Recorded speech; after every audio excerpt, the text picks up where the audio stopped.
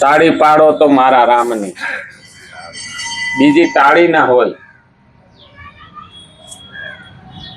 તાળી તો તાબોટા પાડતા હોય, એને તાળી ન કહેવાય, તાબોટા કહેવાય.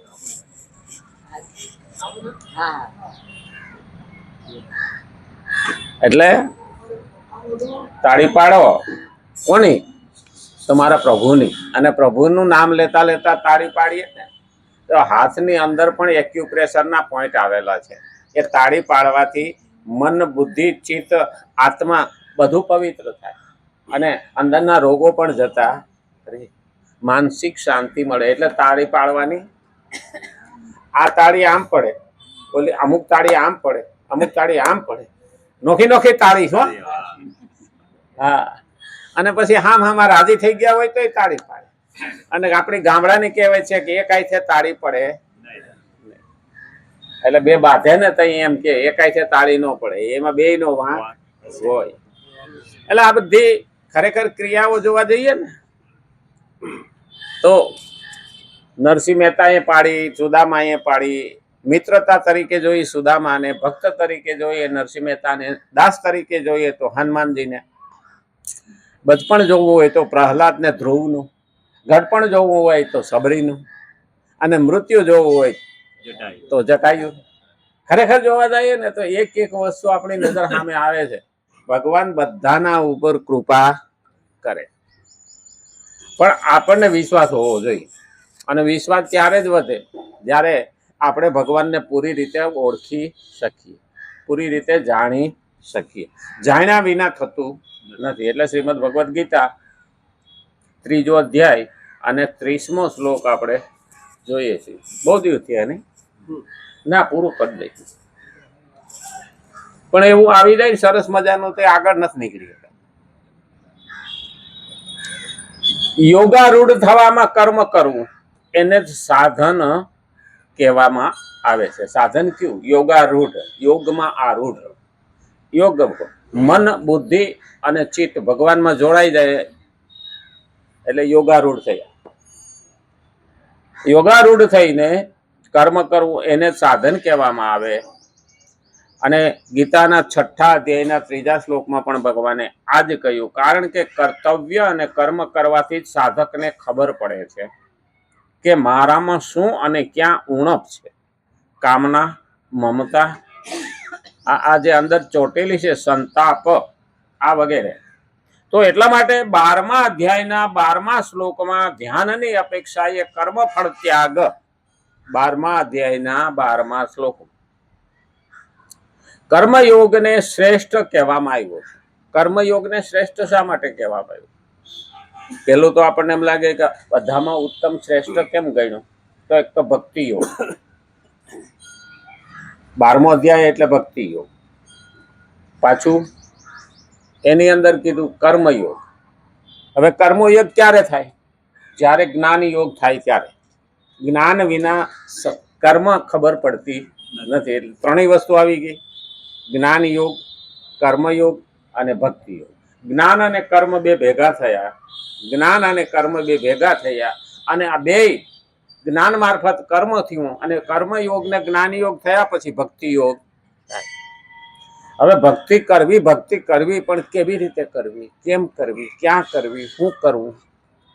આમ તો જોવા જઈએ તો ઇંગ્લિશમાં મહાપુરુષોએ લખ્યું આપણા, ભક્તિ ઇઝ અ સોશિયલ ફોર્સ. ભક્તિ એક સામાજિક શક્તિ છે. તો ઘણી વખત એવું લાગે ભક્તિ સામાજિક શક્તિ કેવી રીતે?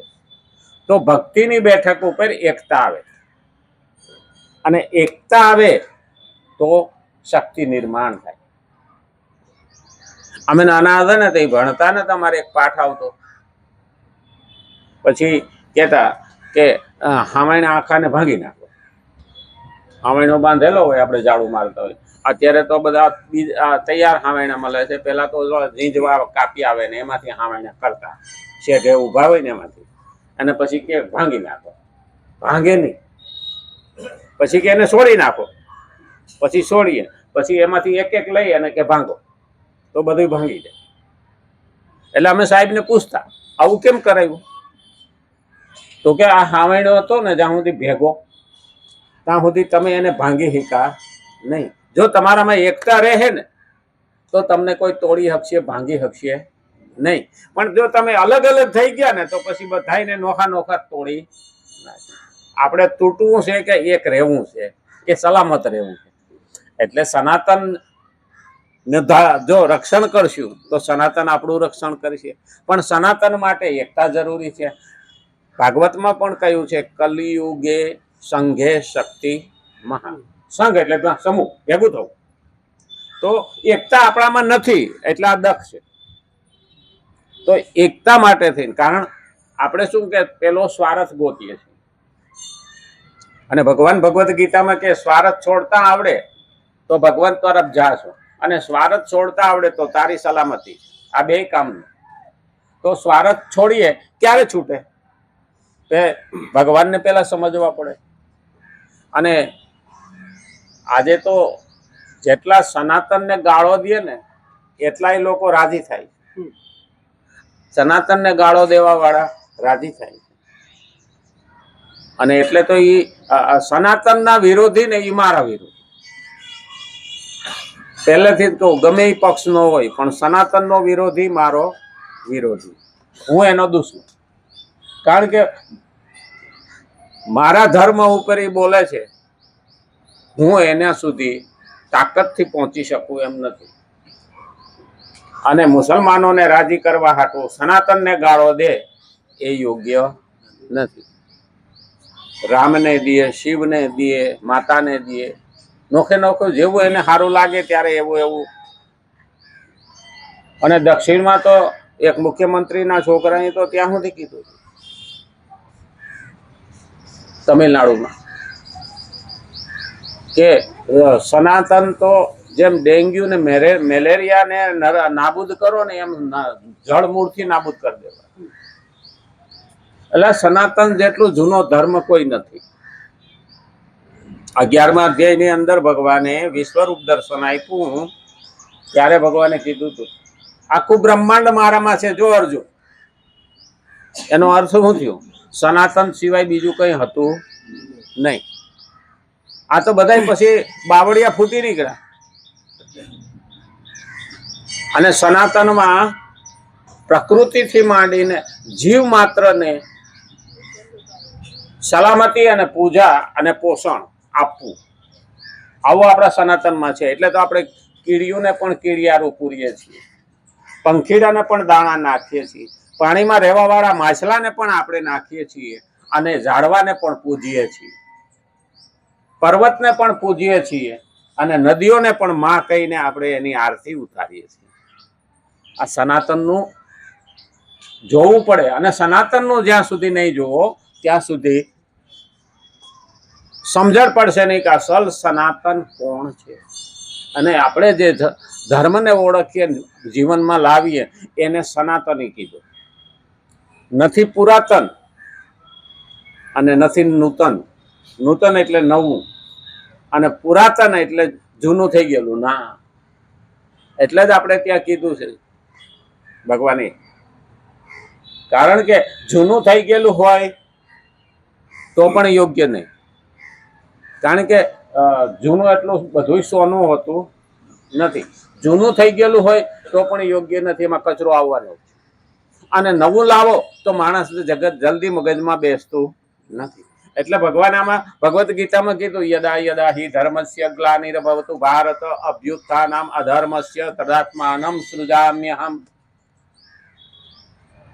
વાહ બીજો પાછળનો શ્લોક કહી દીધો, પરિત્રાણાય સાધુનામ વિનાશાય ચ દુષ્કૃતામ ધર્મ સંસ્થાપનાર્થાય સંભવામે યુગે.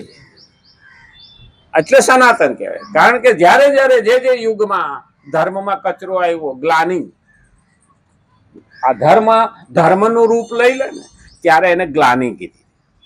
ન કરવાનું કરવા માંડે ત્યારે માનવાનું કે આ ગ્લાનિ આવી. એટલે ભગવાને ત્યાં કીધું છે કે આ યુગે યુગે હું ધર્મને સાફ કરીને એને ધર્મને ફરી સ્થાપું છું. આવું કીધું. ગ્લાનિર્ભવતુ ભારત અભ્યુત્થાનમ અધર્મસ્ય, એટલે અંદર આવેલો અધર્મ એ કચરો કાઢું છું અને પુનર્સ્થાપના એની કરું, બીજું નવું કઈ લાવતો નથી. આવું ભગવાને કીધું. પણ ક્યારે આવવું, કોના માટે આવવું, આ સવાલ છે. તો એમ કીધું પરિત્રાણાય સાધુનામ વિનાશાય ચ દુષ્કૃતામ. આ બે જ શબ્દમાં ધ્યાન રાખવાનું. પરિત્રાણાય સાધુનામ એટલે પવિત્ર જીવન સાધુ જેવું જે જીવતા હોય. તો પાછો સાધુ કોને કહેવો? નાના કે માથે જટા રાખી હોય. હું જટાનો વિરોધી નથી હો, ભગવાનનો વિરોધી નથી. ના વિચિત્ર વેશ સમકુર્યાત, આવું શાસ્ત્રમાં લખ્યું છે. વિચિત્ર વેશ કરવાની કોઈ જરૂર નથી. અમારે સોનાના સિંહાસન ઉપર બેસનાર જનક રાજા કહેવાતા હતા, પણ છતાં એને સાધુ કહેતા. અને સુખદેવજી મહારાજ એક કપડું નહોતા પહેરતા તો એને સાધુ કહેતા. એટલે સાધુની વ્યાખ્યા કરવી એમ નથી, પણ સરળ સ્વભાવ ન મન કુટિલાઈ. સરળ સ્વભાવ ન મન કુટિલાઈ. જસ અપજસ એને કઈ પડી નથી. સંતોષ સદા મનમાં, આટલા ગુણ એનામાં હોય ને એ સાધુ. પછી ગમે એ કપડાં પહેરે, ગમે એવી રીતે રહે, પણ તો આપણા અમુક ખેડૂતો હતા, ભોજલરામ તો ખેતરમાં જ કામ કરતા. ભોજા ભગત કહીએ ને આપણે, ખેતરમાં જ કામ કરતા. હા, અને ખેતરથી આવીને પછી માળા કરવા બે. તો પણ એ કેટલાના ગુરુ થયા, અને એના કેવા ગુરુ એ યાદ રાખવું જોઈએ. એટલે સાધુ કોને કેવું? આવી રીતે જીવન ગમે તેવા કપડા પહેરીને રહેતો હોય, પણ એની સાથે લેવા દેવા નથી. પરિત્રાણાય સાધુનામ, સાધુ જેવું જીવન જીવતા હોય. ભગવાન કે એના માટે હું આવું છું. પરિત્રાણાય સાધુનામ વિનાશાય ચ દુષ્કૃતામ, દુષ્કૃત્ય કરનારાઓનો સંહાર કરવા માટે થઈ અને ભગવાન કે હું આવું. એટલે ભગવાન આવે તો છે જ, પણ આવીને બધાને મારી નહીં નાખે. આપણને પેલા સમજાવશે અને પછી ઊભા કરશે. આપણે આમે નમાલા થઈને બેઠા. હા, હું વિડીયો જોતો તો પશ્ચિમ બંગાળમાં અત્યારે 40% મુસલમાનો થઈ ગયા. એટલા બધા મુસલમાનો પશ્ચિમ બંગાળમાં, અમુક જગ્યાએ 65% થઈ ગયા, અમુક જિલ્લામાં તો. અને સરેરાશ કાઢો ને તો 55% મુસલમાન અને 45% હિન્દુ રહ્યા છે. એટલે બહુમતી વધારે થઈ ગઈ. આપણા હાથમાંથી આમ તો બંગાળ નીકળી ગયું કહેવાય. હવે ત્યાં અત્યાર સુધી હિન્દુ માર ખાતો હતો. કાલ મેં વિડીયો જોયો ને તો હિન્દુની રેલી નીકળી અને ઓલા લોકો પથરા મારવા માંડ્યા. અને અહીંથી ટોળું ગયું, તે ઓલા જે પથરા મારવા હતા પકડી પકડીને ઢીબી નહીં. મેં કીધું હવે હાસો હિન્દુ જાય ગયો. કારણ કે આ હિન્દુ પાછો એવો છે ને, અને જાગતા વાર નહીં, પાછો હુઈ જાય. હા, એને બાવડા પકડી પકડીને હલાવવા પડે. અને ત્યારે એ લોકોને ખબર પડી કે જો આપણે એકતા આવે ને તો આવડા લોકો ઊભી પૂછડીએ ભાગે. નહીતર એ છે ને જોર કરે, જોર કરે. હા, ઓલા કુતરા જેવું છે. પેલા હામાં બે કુતરા, ઓલો ઝાંપાની અંદર ઉભો હતો અને ઓલું ઝાંપાની બહાર હતું. બે એવા દાંતિયા કરે, એવા દાંતિયા કરે. ઓલા ઝાંપો ખોલ નાખ્યો ને તો બે હામાં સાનું ઉભા રહી જાય. આ બે જણા બાંધતા હોય તો નહીં કેતા, પકડે ને તો વધારે જોર કરે. અરે મને મૂકી દે કે હું પાડી દઉં. બે મૂકી દો એટલે જોઈ લે. પછી લે તો અટાણતર જોવા હાટું કીધું, લે મૂકો, તરત ટાઢા પડી જાય. એટલે આપણે સનાતની પેલા સમજવાનું. પણ સનાતનની માથે એટલા બધા ઘા કર્યા ને, એટલે કે ને એવું સમજાયું, અહિંસા પરમો ધર્મ. માં સનાતનીઓની અંદર એક વર્ગ એવો ઉભો થયો કે આ લોકોને નમાલા કરવા હોય ને તો એને એક જ શીખડાવો, હિંસા નહીં કરવાની, હિંસા નહીં કરવાની. અને હામા વર્ગને એવું કીધું કે હિંસા કર્યા વિના મજા નથી. કારણ કે એને તો એક જ છે, કાં બાંધ ને કાં બાંધવા વાળો દે, કાં બાંધ ને કાં બાંધવા વાળો દે. તો મિયાભાઈ ના એ મગજમાં ઘૂસી જ ગયું છે, કાં બાંધ ને કાં બાંધવા. એને મલેચ્છ કીધું છે આપણા શાસ્ત્રની. આને અમુક સંસ્કૃતમાં એને મલેચ્છ કીધો છે, કાં બાંધ ને કાં બાંધવા વાળો દે. હકીકતમાં એ રાયડું ક્યારે પાડે? જો હિન્દુ સામે બાંધે ને તો રાડ્યું પડે, વિક્ટિમ કાર્ડ ખેલે, અમે માઇનોરિટી. પછી યહૂદી સામે બાંધે ને તો પણ બધા બૂમો પાડે, અમે માઇનોરિટી. પછી ખ્રિસ્તી સામે બાંધે ને તોય રાડવું પડે, અમે માઇનોરિટી. અને મિયાભાઈ બાંધે ને તો કોઈ માઇનોરિટી નહીં. અફઘાનિસ્તાન વાળા પાકિસ્તાન વાળા મારે જ છે,